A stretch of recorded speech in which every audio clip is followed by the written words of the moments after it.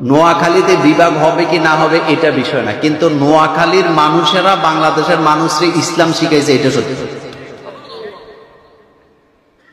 আপনি কুমিল্লা যান, দিনাজপুর যান, যশোরে যান, কুষ্টিয়া যান, সিলেটে যান, হুজুর কোন দিকের আসিল আগে? আমরা ছোটবেলা নোয়াখালী হুজুরের কাছে করছি। দামতি আলিয়ায় বড় মাপের মুহাদ্দিস ছিল আপনাদের নোয়াখালী। এভাবে করে সব জায়গায়, আমি যে কাউমিতে পড়েছি সেখানে নোয়াখালীর হুজুর ছিল। আমরা যেখানে গেছি নোয়াখালীর আলেম পাইছি। আমি গত বছর চাপাইতে এক জায়গায় গেলাম, ওখানে যাই দেখি এক লোক আমার সাথে দেখা করতে আসছে। কয় হুজুর আমার দাদা নোয়াখালী ছিল, আমার দাদা এখানে আসছে, আমরা এখানে বাড়ি করছি আর যাইতে। দুই জায়গার মানুষ চান্দের দেশেও পাওয়া যায়।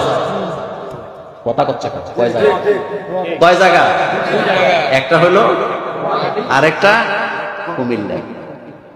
সিলেটে চাক্কাটিলা একটা জায়গা আছে। কোথায়? চাক্কাটিলা। জায়গার নাম চাকাটিলা। ওখানকার চেয়ারম্যান আমাদের কুমিল্লা। নাটোরে গেলাম। কোথায়? নাটোরের ম্যাক্সিমাম লোক কুমিল্লা, নোয়াখালী।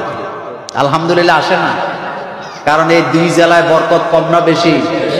এই দুই জেলার বরকত অনেক